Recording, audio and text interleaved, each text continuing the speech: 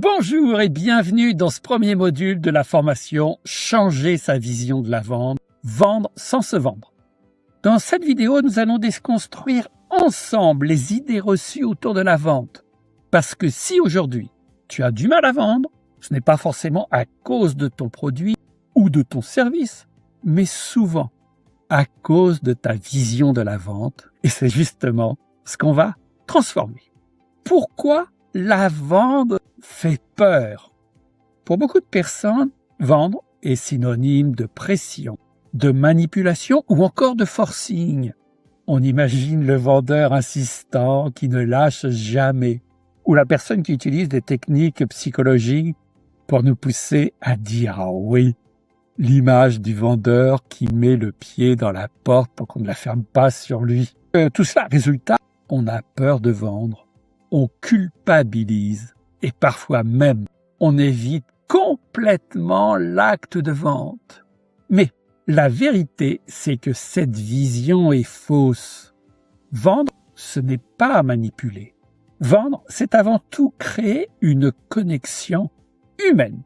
Les croyances limitantes. Il existe des croyances limitantes très répandues sur la vente. Par exemple, vendre, c'est manipuler. Faux. Manipuler, c'est tromper. Vendre de manière éthique, c'est aider quelqu'un à prendre une décision éclairée. Deuxième croyance limitante, il faut être extraverti pour vendre. Non. En réalité, ce sont souvent les personnes à l'écoute, calmes et sincères qui réunissent le mieux. Le vendeur, ce n'est pas celui qui a une grande bouche, mais celui qui a de grandes oreilles. Il y a un proverbe qui dit « Si on t'a donné une bouche et deux oreilles, c'est pour que tu utilises plus tes oreilles que ta bouche. » Troisième croyance limitante, un bon produit se vend tout seul. C'est une illusion. Même le meilleur produit a besoin d'être expliqué, mis en valeur et rendu accessible. Et quatrième croyance, et il y en a encore bien d'autres, on pourra en discuter ensemble lors d'un coaching de groupe. Si je vends, je perds en crédibilité. Faut parler avec conviction de ce en quoi tu crois renforce justement ta légitimité. Que ces croyances bloquent énormément de gens. Mais heureusement, elles peuvent être remplacées par une nouvelle vision. Repositionnons la vente. Exemple concret, pour créer une image mentale. Si vendre, ce n'est pas manipuler, qu'est-ce que c'est que la vente? Imagine que tu découvres un restaurant incroyable. Tu en parles à tes amis, tu leur dis, tu dois absolument tester, tu vas adorer. Est-ce que tu as l'impression d'avoir vendu? Ah non! Tu as simplement partagé quelque chose de précieux qui peut améliorer l'expérience de l'autre.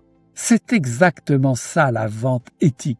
Mettre en relation une personne et une solution qui peut réellement l'aider. Je te propose une nouvelle définition de la vente.